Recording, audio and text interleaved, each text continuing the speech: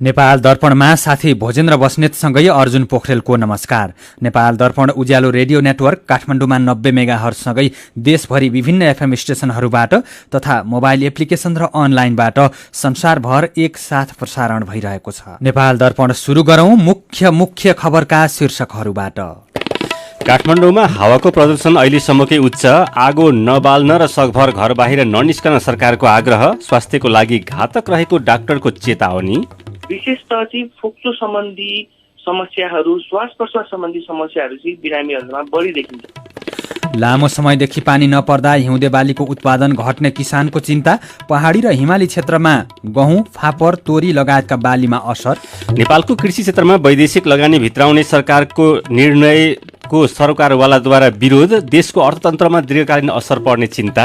बेलायती प्रधानमन्त्री जोनसोनको भारत भ्रमण स्थगित, देशमा कोरोनाको फैलावट बढ्दै गएको बेला आफू विदेश भ्रमणमा निस्कनु उचित नभएको भनाई। र पल्सर स्पोर्ट्स अवार्ड अन्तर्गत 4 विधाको मनोनयन सार्वजनिक, श्रीलङ्कासँगको टेस्ट श्रृङ्खला दक्षिण अफ्रिकाद्वारा क्लिन्स। उज्यालो रेडियो नेटवर्कबाट प्रसारण भइरहेको नेपाल दर्पणमा अब सुनौ पूरा खबर। काठमाडौँ उपत्यकाको वायु प्रदूषण जनजीवनको लागि घातक हुने तहमा पुगेको छ। काठमाडौँ उपत्यकामा हिजोदेखि वायु प्रदूषण बढेको र प्रदूषणको अवस्था अहिलेसम्मकै उच्च तहमा पुगेको वातावरण विभागका उपमहानिर्देशक इन्दु विक्रम जोशीले जानकारी दिनुभयो। काठमाडौँ उपत्यकामा यसअघि वायुको गुणस्तर एयर क्वालिटी इन्डेक्स अक्वाई अधिकतम 200 नजिक पुगेकोमा हिजो 300 नाघेको उहाँले बताउनुभयो। विश्व स्वास्थ्य संगठनले स्वास्थ्यको लागि एक्वाई 25 हुनुपर्ने बताएको छ भने 50 सम्म हुनुलाई राम्रो मानिन्छ। एक्वाई 150 सम्म पुग्दा संवेदनशील र 200 सम्म पुगे सबैको लागि अस्वस्थ मानिन्छ। एक्वाई 300 पुग्नु सबैको लागि घातक रहेको जोशीले बताउनुभयो। प्रदूषणको कारण आँखा पोल्ने, रुघा लाग्ने, खोकी लाग्ने, छाला चिलाउने लगायतका लक्षण अल्पकालीन रूपमा देखिएका छन् भने मुटु, फोक्सो तथा मस्तिष्कमा हुने खराब असर दीर्घकालमा देखिन सक्ने जनस्वास्थ्यविदहरूले बताएका छन्। यसैबीच सरकारले काठमाडौँ सहितका शहरमा वायु प्रदूषण घातक तहमा पुगेकोले सकभर घर बाहिर ननिस्कन आग्रह गरेको छ। वातावरण विभागले सूचना निकालेर बालबालिका, वृद्ध, दम, खोकी, श्वास प्रश्वास लगायतका समस्या भएका व्यक्तिलाई घर बाहिर ननिस्कन आग्रह गरेको हो। अरू व्यक्ति घर बाहिर निस्कँदा अनिवार्य मास्क लगाएर निस्कन विभागको सुझाव छ। काठमाडौँ बाहिरका नेपालगञ्ज, विराटनगर, वीरगञ्ज लगायतका शहरमा पनि प्रदूषण बढेकोले विशेष सतर्कता अपनाउन विभागले अनुरोध गरेको छ। यस्तै आगो बाल्दा प्रदूषण झनै बढ्ने र अवस्था गम्भीर हुन सक्ने भएकोले आगो नबाल्न पनि विभागको अनुरोध छ। एयर क्वालिटी इन्डेक्स 300 भन्दा माथि पुगेमा सरकारले आपतकालीन अवस्था घोषणा गर्न सक्छ।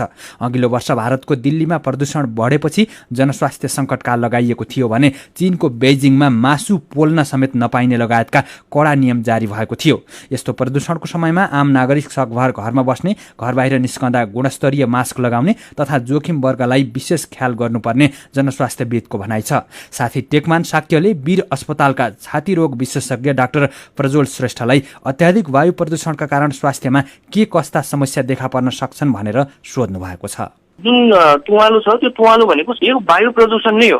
त्यसमा चाहिँ सल्फर डाइअक्साइड, नाइट्रोजन अक्साइडहरू जस्ता विषालु ग्यासहरू हुन्छ अनि पर्टिकुलर मेटेरियल भन्छौँ हामी PM2.5, PM10 जस्ता साना धुलोका कणहरू पनि रहेका हुन्छन् एकदमै है। त्यो चाहिँ हाम्रो वरिपरिको वातावरणमै हावामै तैरिरहेको छ त्यो विषालु ग्यासहरू र पर्टिकुलेट म्याटर। त्यस्ता विषालु वायु प्रदूषणका ग्यासहरू र PM2.5 जस्ता मेटेरियलहरू चाहिँ हामीले सास लिँदाखेरि डाइरेक्टली हाम्रो फोक्सोसम्म पुग्छ। विशेषतः चाहिँ फोक्सो सम्बन्धी समस्याहरू, श्वास प्रश्वास सम्बन्धी समस्याहरू चाहिँ बिरामीहरूमा बढी देखिन्छ। अहिलेको जुन अहिले देखिरहेछ नि यो प्रदूषण, यसले चाहिँ विशेष गरी सबभन्दा धेरै असर चाहिँ कुन समूहलाई गर्छ? उच्च जोखिममा रहेको वर्गहरू भनेको चाहिँ एउटा भनेको चाहिँ बालबालिकाहरू, वृद्धहरू र स्पेसली यदि गर्भवती महिलाहरू गर्भवती छन् भने गर्भवती महिलालाई पनि र गर्भवती महिलाको पाठ्यघरमा रहेको बच्चालाई पनि यसले चाहिँ हानि पुर्याउँछ भने धेरै अध्ययनहरूले प्रमाणित गरिसक्यो। पहिला मुटुको चाहिँ उच्च रक्तचापहरू छ, मुटुको चाहिँ हार्ट एट्याक भएको छ, नलीहरू, रगतको नलीहरू साँगुरेको छ भने त्यस्ता व्यक्तिहरूलाई पनि यसबाट हुने हानि नोक्सानीको लागि चाहिँ उच्च जोखिममा रहेको वर्ग। नर्मल अवस्थामै पनि आँखाहरू पोले जस्तो हुने, घाँटी खसखसाउने, खोकी लाग्ने, स्यास्या हुने, छाती घ्यार हुने जस्ता असरहरू चाहिँ फोक्सो सम्बन्धी रोग रहेका उच्च जोखिम रहेका वर्गहरूमा हुन्छ। यो वायु प्रदूषणमा चाहिँ ती व्यक्तिहरूलाई चाहिँ रक्तचापहरू पनि कन्ट्रोलबाट बाहिर जाने र हृदयघातको सम्भावना पनि जोखिम बढिरहेको छ भने चाहिँ अध्ययनहरूले यसलाई पहिला नै प्रमाणित गरिसक्यो। अब यसबाट चाहिँ कसरी सावधानी अपनाउने, त्यस्ता खालका समस्या भएका व्यक्तिहरूले चाहिँ के गर्ने त? यस्तो यस्तो मौसममा चाहिँ सकेसम्म चाहिँ उच्च जोखिममा को वर्गमा रहेका व्यक्तिहरू चाहिँ घरबाट बाहिर ननिस्किनु होला, नम्बर 1। अर्को कुरा, घर बाहिर अनि यो समय भनेको बिहान र मर्निङ र इभिनिङ वाक भन्छौँ, जुन हामी बिहान र बेलुका बाहिर चाहिँ हिँड्ने, जुन मर्निङ वाक गर्ने, दौडिने, त्यो चाहिँ यो समय होइन है। र यदि बाहिर निस्किनै परेको खण्डमा चाहिँ सुरक्षित किसिमको मास्क लगाउनुपर्छ। सकिन्छ भने N95 मास्क, हुन त यो अब कोरोना भाइरसले गर्दाखेरि मास्क सम्बन्धी धेरै नै हामीलाई ज्ञानहरू भइसकेको छ जनरल पब्लिकमा पनि होइन। र एयर पोल्युसनबाट बस्न पनि त्यो सुरक्षित मास्कको चाहिँ प्रयोग गर्नुपर्छ। र अहिले देखिएको चाहिँ आफ्नो घर वरिपरिको वातावरणहरू सफा गर्नुपर्छ। अब यस्तो मौसममा चिसोमा झन् सबैले घर घरमै आगो बाल्ने, त्यही भएको भएर सकेसम्म त्यस्तो धुवा हुने किसिमको त्यस्तो कार्यहरू गर्नु भएन। आगो बाल्नुहुन्छ, हिटर बाल्नुहुन्छ भने घरभित्र नगर्नु होला है, खुल्ला वातावरणमा अथवा खुल्ला हावा ओहोरदोहोर हुने ठाउँमा मात्र गर्नु होला भन्ने भन्न चाहन्छु। अहिले त कोरोना संक्रमणको डर पनि छ, त्यो भएको कारणले गर्दाखेरि पनि श्वास प्रश्वासमा अलिकति धेरै हामीले ध्यान दिनुपर्ने हुन्छ। कोरोना संक्रमण सँगसँगै चाहिँ यसबाट कसरी चाहिँ हामीले अलिकति सावधानी अपनाउने?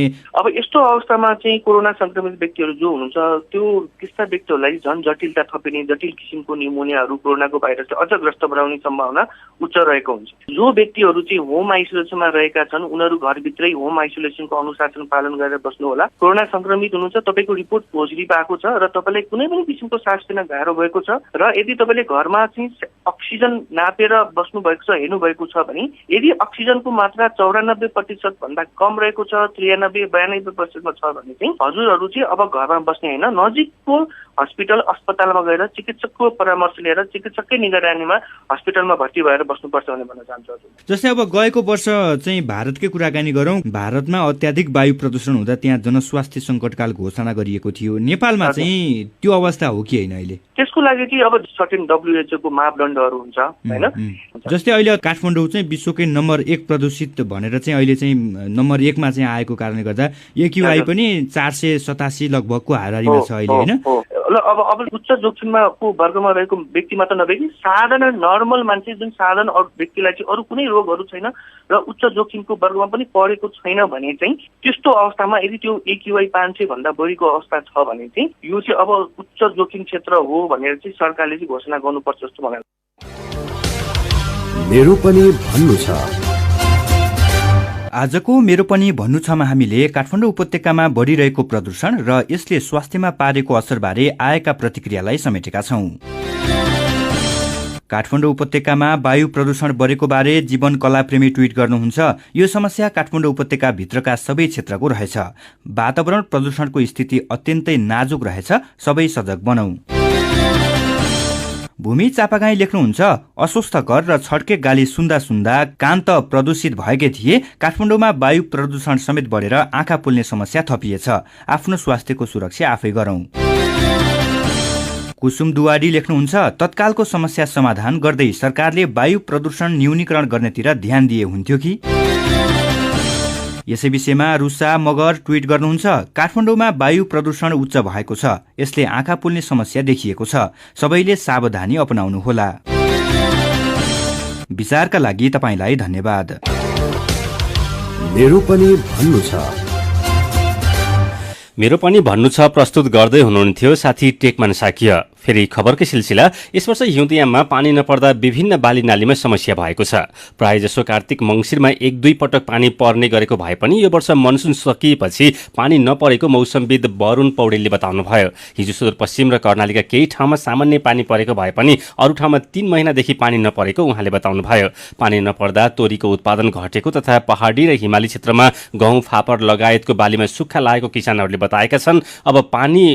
अब पनि पानी नपरेमा पहाडी तथा हिमाली क्षेत्रको हिउँदे बाली उत्पादन घट्ने उनीहरूको भनाइ छ। 3 महिना पानी नपर्दा धेरै खडेरी लागेको भन्न नमिल्ने भए पनि केही बालीहरूमा उत्पादन घट्ने कृषि विभागका वरिष्ठ अर्थविज्ञ डाक्टर महादेव प्रसाद पौडेलले बताउनुभयो। आकाशे पानीको भरमा खेती गर्नेहरूले हिउँदे बालीलाई कार्तिक मङ्सिरमा पानी पर्दा उपयुक्त हुने भए पनि यो वर्ष नपरेको उहाँले बताउनुभयो।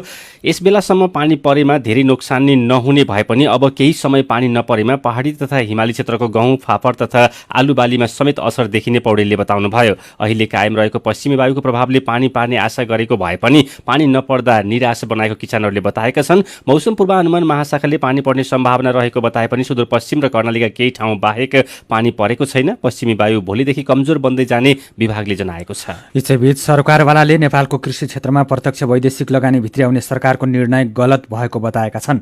डेरी उद्योग संघ, नेपाल डेरी एसोसिएसन, केन्द्रीय दुग्ध सहकारी संघ, केन्द्रीय पशुपक्षी पालन सहकारी संघले काठमाडौँमा संयुक्त पत्रकार सम्मेलन गरेर कृषिमा वैदेशिक लगानी ल्याउने सरकारको निर्णय फिर्ता हुनुपर्ने बताएका हुन्। नेपाल डेरी एसोसिएसनका अध्यक्ष राधाकृष्ण सापकोटाले कृषिमा वैदेशिक लगानी भित्र्याउँदा देशको अर्थतन्त्रमा दीर्घकालीन असर पर्ने बताउनुभयो। निजी क्षेत्रको अर्बौं लगानी रहेको क्षेत्रमा सरकारवालासँग कुनै सरसल्लाह नगरी किसानको हित विपरीत चालिएको कदम तत्काल फिर्ता लिनुपर्ने उहाँको भनाइ छ। किसान तथा अभियन्ता उद्धव अधिकारीले राजनीतिक अस्थिरता र जनप्रतिनिधिको प्रतिनिधिमूलक संस्था संसद बन्द भएको अवस्थामा सरकारले शङ्कास्पद तरिकाले कृषिमा वैदेशिक लगानी ल्याउने निर्णय गरेको बताउनुभयो। कृषिको प्रारम्भिक उत्पादनको लागि विदेशी लगानी ल्याउने नहुने अधिकारीको भनाइ छ। सरकारले मन्त्री परिषदको निर्णयबाट कृषि क्षेत्रमा शर्तसहित डेरी उद्योग, पशुपक्षी पालन, माहुरी पालन, माछा पालन, फलफूल, तरकारी लगायतका कृषिका प्राथमिक उत्पादनसँग सम्बन्धित क्षेत्रमा प्रत्यक्ष वैदेशिक लगानी खुल्ला गर्ने निर्णय गरेर पुस 20 गते राजपत्रमा प्रकाशित गरिसकेको छ।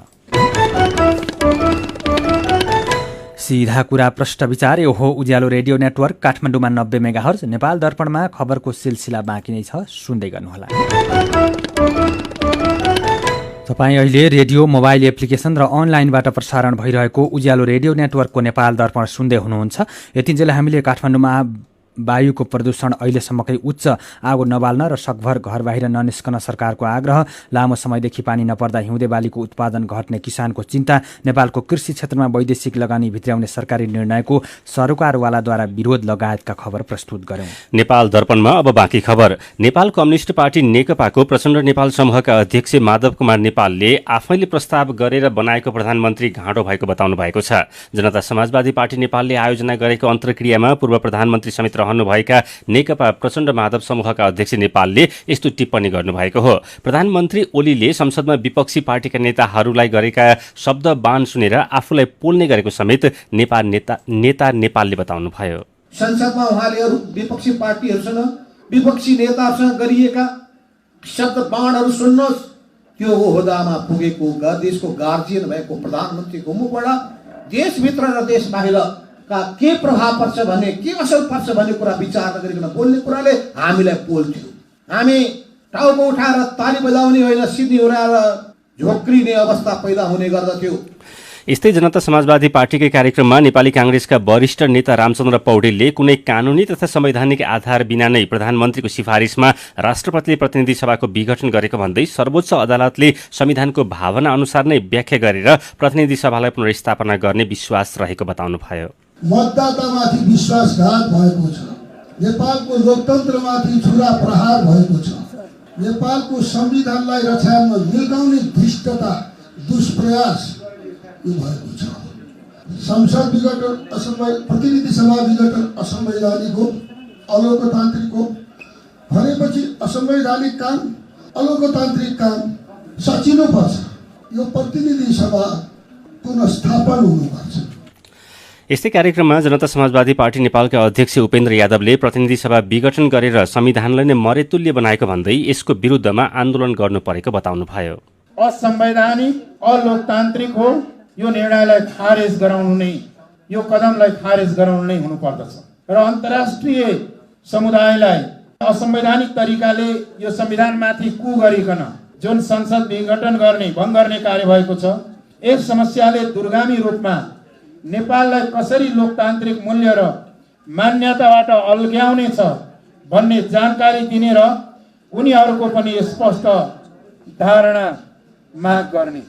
यसबीच नेकपाको प्रचण्ड नेपाल समूहको प्रदेश नम्बर 2 को संसदीय दलको बैठकले संसदीय दलको नेतामा सत्यनारायण मण्डललाई हटाएर शत्रुधन महतोलाई चयन गरेको छ। यसअघि केपी शर्मा ओली निकटका मण्डल विरुद्ध अविश्वासको प्रस्ताव दर्ता गरेको प्रचण्ड नेपाल समूहले आज अविश्वासको प्रस्ताव पारित गर्दै मण्डललाई संसदीय दलबाट हटाएको हो। नेकपाका 32 जना सांसदमध्ये 18 जना सांसदले हस्ताक्षर गरी मण्डल विरुद्ध अविश्वासको प्रस्ताव दर्ता गराएका थिए। प्रचण्ड नेपाल समूहले प्रदेश 2 मा संसदीय दलको उपनेतामा रामकुमार यादव, प्रमुख सचेतकमा सुन्दर बहादुर विश्वकर्मा र सचेतकमा बेची लुङ्गनीलाई चयन गरेको छ। यसैबीच प्रचण्ड नेपाल समूहको विद्यार्थी संगठन अनेरा सबुले प्रतिनिधि सभा विघटनको विरुद्धमा दोस्रो चरणको आन्दोलनका कार्यक्रम घोषणा गरेको छ।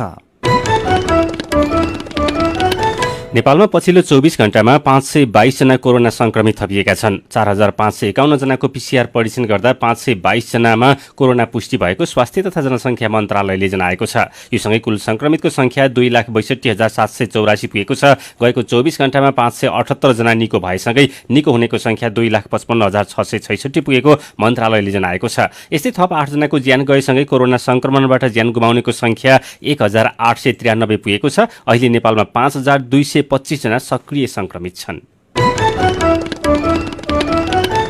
पृथ्वी जयन्तीको अवसर पारेर नेपाली सेनाले गोरखादेखि काठमाडौँसम्म पदयात्रा सुरु गरेको छ। ऐतिहासिक महत्त्वको एकीकरण अभियानलाई हर्षोल्लासका साथ मनाउन गोरखादेखि काठमाडौँसम्मको ऐतिहासिक पदमार्गमा पदयात्रा सुरु गरिएको नेपाली सेनाले जनाएको छ। नेपाली सेनाले गएको वर्ष पनि यही बाटो हुँदै काठमाडौँसम्म पदयात्रा गरेको थियो। आज गोर्खा दरबारबाट सुरु भएको यात्रा धादिङ नुवाकोट हुँदै पृथ्वी जयन्तीको दिन आउँदो सोमबार काठमाडौँ आइपुग्ने गोरखाको रणसिंह दल गणका गणपति उज्जवल केसीले बताउनुभयो। पदयात्रामा बाजा गाजा सहित पृथ्वीनारायण शाहकालीन नेपाली सेनाको पोसाकमा रणसिंह दल गणको फौज सहभागी छ।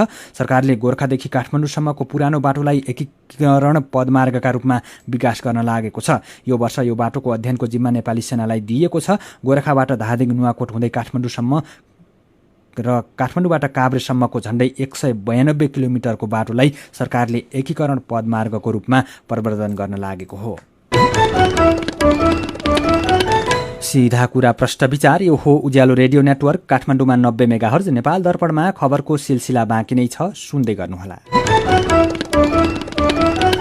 विभिन्न रेडियो स्टेशनबाट मेचीदेखि महाकालीसम्म र मोबाइल एप्लिकेसन तथा अनलाइनबाट संसारभरि एक साथ प्रसारण भइरहेको नेपाल दर्पणमा तपाईँलाई फेरि स्वागत छ।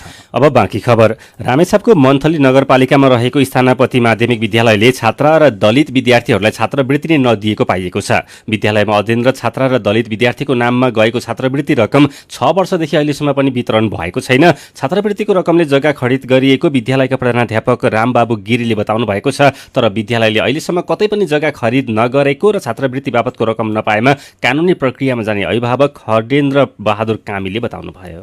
पहिलो पटक मन्त्री बनेर गृह जिल्ला धनुषा पुग्नुभएकी महिला बालबालिका तथा ज्येष्ठ नागरिक मन्त्री जुली कुमारी महतोलाई कार्यकर्ताले 101 किलोको माला लगाएर स्वागत गरेका छन्।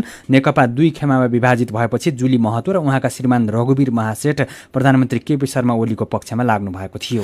बाजुरामा पछिल्लो 7 दिनमा भिरबाट लडेर 3 जनाको ज्यान गएको छ। आज बिहान गौमूल गाउँपालिकाको केन्द्रबाट आफ्नो घर दुर्गाली फर्कदै गर्दा भिरबाट लडेर कन्तरो रोकाएको ज्यान गएको छ। बाजुरामा यसै हप्ता बुढीगङ्गा नगरपालिका 3 का सौरे नेपाली र बडी मालिका नगरपालिका 6 कोर्धका धनबहादुर खड्काको पनि भिरबाट लडेर ज्यान गइसकेको छ। इलाममा श्रीमतीको हत्या गर्ने अभियुक्त पक्राउ परेका छन्। देउमाई नगरपालिका 8 आमबोटेमा आज बिहान श्रीमती नम्रता राईको हत्या गरेर भागेका सुभाष राईलाई पक्राउ गरिएको प्रहरीले जनाएको छ। धाङको नारायणपुरमा एम्बुलेन्सले स्कुटरलाई ठक्कर दिँदा एकजनाको ज्यान गएको छ। रा 1 झ 1002 नम्बरको एम्बुलेन्सले रा 4 प 1566 नम्बरको स्कुटरलाई ठक्कर दिँदा तुलसीपुर उपमहानगरपालिकाका 68 वर्षका टोपेन्द्र पोखरेलको उपचारको क्रममा ज्यान गएको प्रहरीले जनाएको छ। सहुलियतपूर्ण कर्जाको माध्यमबाट आत्मनिर्भर पालिका निर्माण गर्ने उद्देश्यसहित सोलुखुम्बुको थुलुङ दुधकोशी गाउँपालिका र लक्ष्मी ब्याङ्क बीच समझदारी पत्रमा हस्ताक्षर भएको छ। गाउँपालिकाको तर्फबाट सहुलियतपूर्ण कर्जाको लागि ब्याज अनुदान सम्बन्धी एकीकृत कार्यविधि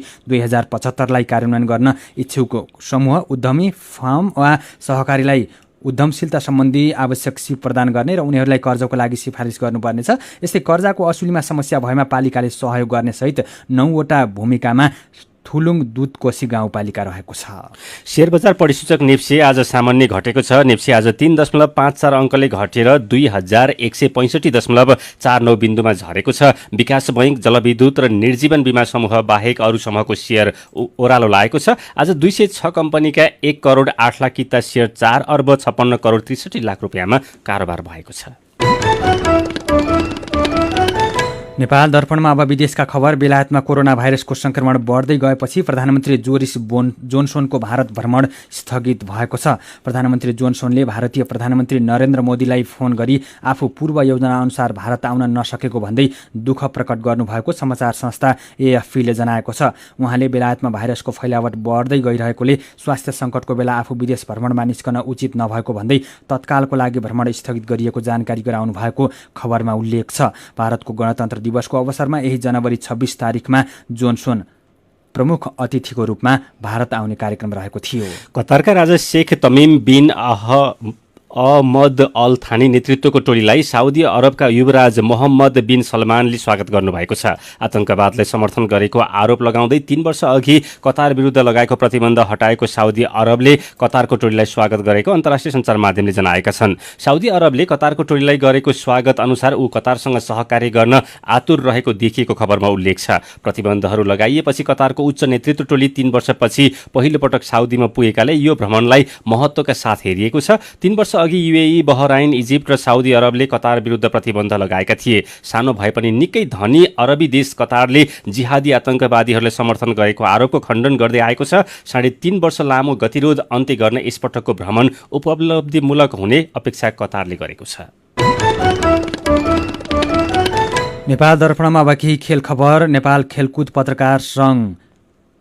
खेलकुद पत्रकार मञ्चको आयोजनामा हुन लागेको 17औं संस्करणको एनएसजेएफ पल्सर स्पोर्ट्स अवार्ड अन्तर्गत 4 विधाको मनोनयन सार्वजनिक भएको छ। वर्षका पुरुषको मनोनयनमा फुटबलका विकेश कुथु, एथलेटिक्सका गोपीचन्द्र पार्की, तेक्वान्दोका कमल श्रेष्ठ, करातेका मन्देकाजी श्रेष्ठ र गल्फका सुभाष तामाङ परेका छन्। वर्षको महिला खेलाडीतर्फ करातेकी अनु अधिकारी, तेक्वान्दोकी आयशा साक्य, पौडीकी गौरीका सिंह, एथलेटिक्सकी सन्तोषी श्रेष्ठ र ट्रायथलनकी सोनी गुरुङ मनोनयनमा परेका छन्। यस्तै वर्षका युवा खेलाडीतर्फ भारोत्तोलनकी सञ्जु चौधरी, तेक्वान्दोकी सिना लिम्बू मादेन, गल्फका सुभाष तामाङ, जुडोकी पुनम श्रेष्ठ र तेक्वान्दोका भूपेन श्रेष्ठ मनोनयनमा हुँदा वर्ष प्रशिक्षकमा उस्सुका अमर कुमार थिङ, करातेका मदन उप्रेती, तेक्वान्दोका नवीन श्रेष्ठ, बक्सिङका प्रकाश थापा मगर र पौडीका शङ्कर कार्की मनोनयनमा परेका छन्। यसअघि आयोजक मञ्चले पिपल्स चोइस विधाको मनोनयन सार्वजनिक गरिसकेको छ। अवार्ड कार्यक्रम पुस 28 गते ललितपुरको 7 बाटोमा रहेको कराते हलमा हुनेछ।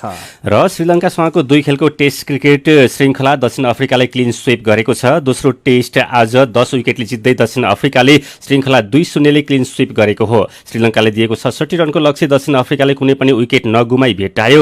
यसअघि आज दोस्रो पारीमा 211 रनमा अल आउट हुँदै श्रीलङ्काले जम्मा 67 रनको लक्ष्य दिएको थियो। श्रीलङ्काका दिशमुख करुणारत्नेले शतक प्रहार गरे। दक्षिण अफ्रिकाका लुङ्गी एन गिदीले 4 तथा लुथो सिपामलाले 3 विकेट लिए। यसैबीच न्युजिल्यान्डसँगको दोस्रो टेस्टको पहिलो पारीमा पाकिस्तान 362 रनले पछि परेको छ। न्युजिल्यान्डले 659 रन बनाउँदै पहिलो पारी समाप्तिको घोषणा गरेसँगै पाकिस्तान 362 रनले पछि परेको हो। न्युजिल्यान्डको लागि कप्तान केन विलियमसनले दोहोरो शतक प्रहार गरे भने ड्यारेल मिचेल र हेनरी निकोलस पनि शतक बनाउन सफल भए। आजै आफ्नो दोस्रो पारीको ब्याटिङ थालेको पाकिस्तानले तेस्रो दिनको खेल सकिँदासम्म 1 विकेट गुमाएर 8 रन बनाएको छ। 2 खेलको श्रृङ्खला अन्तर्गतको पहिलो टेस्ट न्युजिल्यान्डले जितिसकेको छ। खेल खबरसँगै उज्यालो रेडियो नेटवर्कबाट प्रसारण भइरहेको नेपाल दर्पणको समय सकिनै लागेको छ। बिदा हुनु अघि आजका मुख्य खबरका शीर्षकहरू फेरि एकपटक। काठमाडौँमा हावाको प्रदूषण अहिलेसम्मकै उच्च, आगो नबाल्न र सकभर घर बाहिर ननिस्कन सरकारको आग्रह, स्वास्थ्यको लागि घातक रहेको डाक्टरको चेतावनी। लामो समयदेखि पानी नपर्दा हिउँदे बालीको उत्पादन घट्ने किसानको चिन्ता, पहाडी र हिमाली क्षेत्रका गहुँ, फापर लगायतका बालीमा असर। नेपालको कृषि क्षेत्रमा वैदेशिक लगानी भित्राउने सरकारी निर्णयको सरकारवालाद्वारा विरोध, देशको अर्थतन्त्रमा दीर्घकालीन असर पर्ने चिन्ता। बेलायती प्रधानमन्त्री जोनसनको भारत भ्रमण स्थगित, देशमा कोरोना फैलावट बढ्दै गएको बेला आफू विदेश भ्रमणमा निस्कनु उचित नभएको भनाई। र पल्सर स्पोर्ट्स अवार्ड अन्तर्गत 4 विधाको मनोनयन सार्वजनिक, श्रीलङ्कासँगको टेस्ट श्रृङ्खला दक्षिण अफ्रिकाद्वारा क्लिन स्वीप। आजको नेपाल दर्पण सकिएको छ। प्रविधिमा साथ दिने साथी सङ्घर्ष विष्टसँगै हामी भोजेन्द्र बस्नेत र अर्जुन पोखरेल पनि बिदा हुन्छौँ। कोरोनाको जोखिम कायमै रहेकोले सुत्नु अघि पनि साबुन पानीले मिची 20 सेकेन्डसम्म हात धुन नबिर्सनुहोला। नमस्कार।